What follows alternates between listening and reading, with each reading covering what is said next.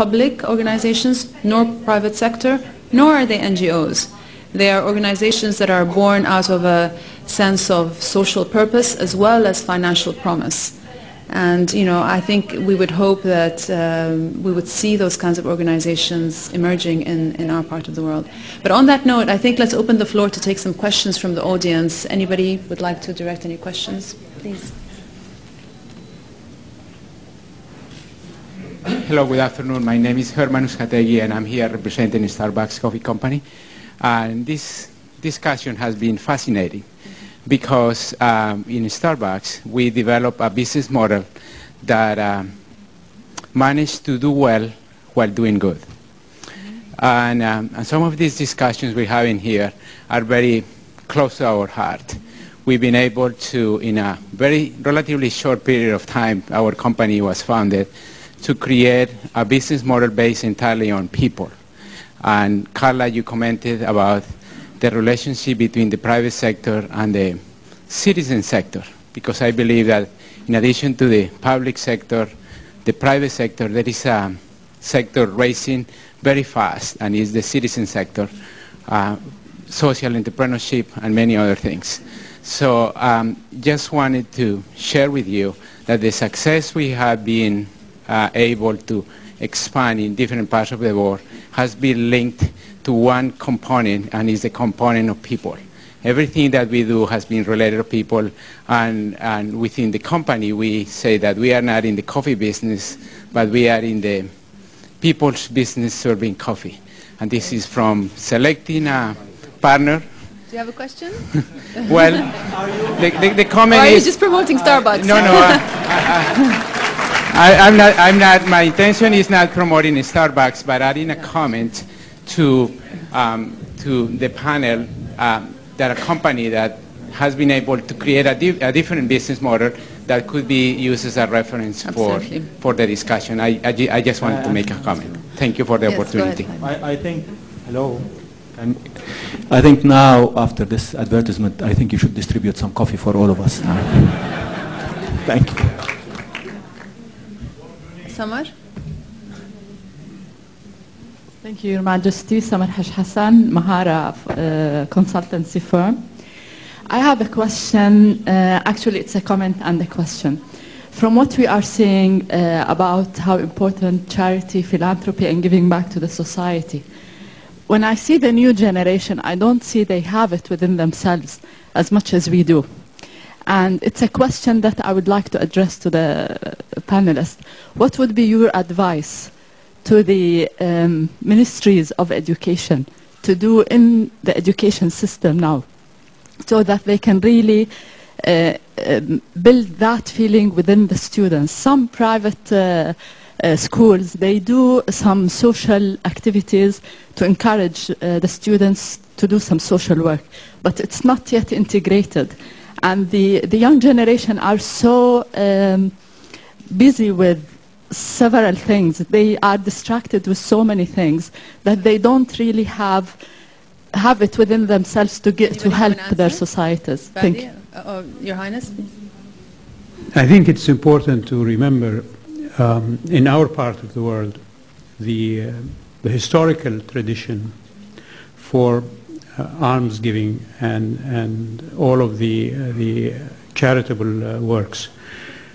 At one time, just as an example, making pens was financed by charities in the various towns, whether in Damascus or Baghdad or other towns in the Arab and Muslim world. And it was within the structure of the society that doing good was something that is rewarding, not just in the afterlife, but even in the community. I think since the Second World War, with the introduction particularly of the new educational curricula that spread throughout the Arab world in particular, much of that history and tradition and so on was either neglected or removed from practice. But I would agree to both my neighbors on the right and the left that the young people today are much more engaged in giving of themselves rather than simply in terms of financial contribution, as we see these two young people who have contributed in the projects here in Jordan. And you see this throughout the Arab world. I can speak for Saudi Arabia. We have a women's college in Jeddah that is part of the structure of the King Faisal Foundation, but financed with the inheritance of the late Queen Effet, where the young girls in that college are engaged in the society much more than the older generation that preceded them 20 years ago or 15 years ago, who were much more laid back and relaxed than this young generation that is coming up now in their teens and early 20s. They want to give, and they want to feel that they are participating in and sharing in the society. Thank you. Barbara? I heard of a lovely example in Kuwait where a woman was concerned that in her children's school there was very little of this sort of social responsibility being taught.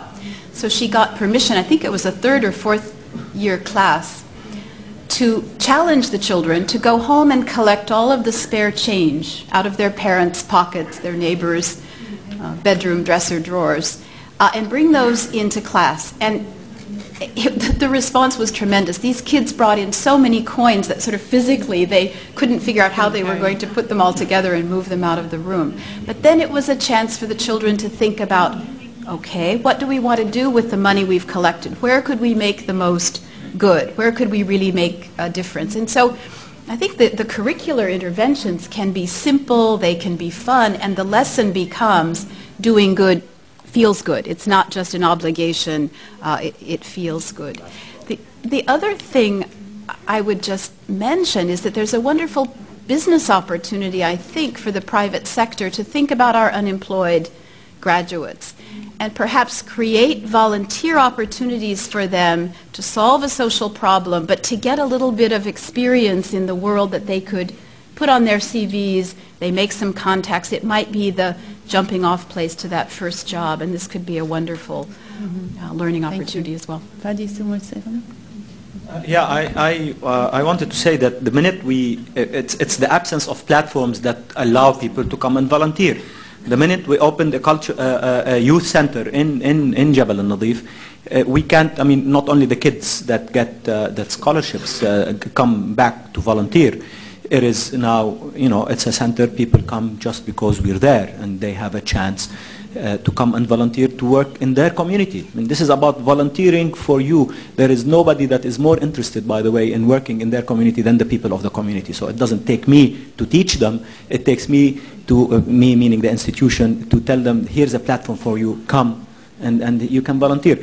At the same time, our kids in the more affluent areas need to do, you know, we need to do a better job with them in teaching them how to volunteer and to understand that there are people out there that are on the margins and they're not all well off like they are. And I have a problem with my children volunteering, so I need to do a lot of work internally. I think a lot of us in West Amman need to do the same thing.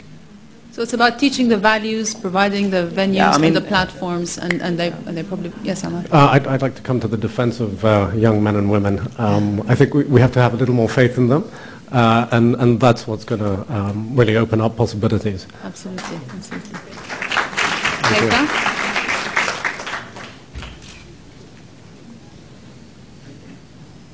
Thank you, Your Majesty. Actually, I would like to give an example of one of the partnership that we did. United Nations, private sector, government, non-governmental organization, and volunteer. And when we established the e-village in Jordan, it was one of its kind in Jordan. And we launched it at the partnership of Her Majesty Queen Rania. And we have a lot of volunteers, and all of them young. We have United Nations volunteers, more than 20. In addition to this, we are serving 11,000 people in both Liban and Leih. It's a community e-village beside Madaba. And what we did, we renovated the whole building, the old buildings in the community, and we established a lot of community centers. Among these, radio station community centers and Cisco academies, Microsoft academies, radio film club, etc. So it's an example in Jordan that we did, and I believe that we have to encourage the young people all the time to work on this issue. Thank you. We have a question back there. She's been raising her hand for a long time.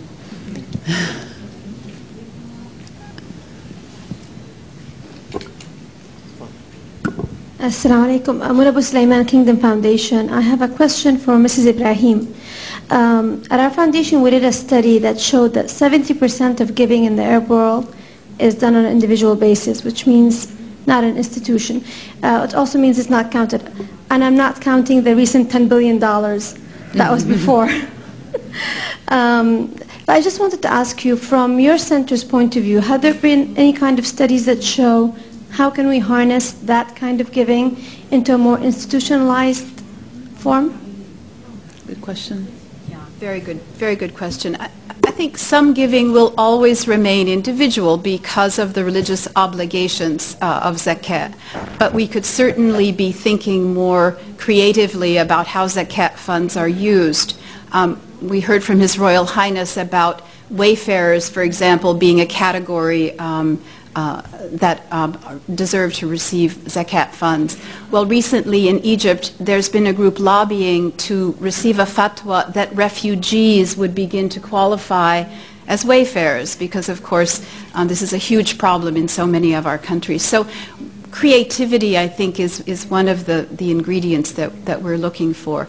But I'm finding that spontaneously, there's a certain kind of individual who, after a certain period of time, wants to become more effective and wants to perhaps think about a legacy after they're gone. And for that individual, institutionalizing their giving makes sense. And it might be an endowment, it might be a foundation, it might be something operational, it might be grant making. And I would make a plug for anyone in the audience thinking about forming foundations, that we need asset-bearing organizations that pass through their funds to other worthy citizen organizations, not that every foundation does all of their activities through their own mechanisms. We're running out of time, so I'll take maybe just one more question, but it's got to be a question, not a comment.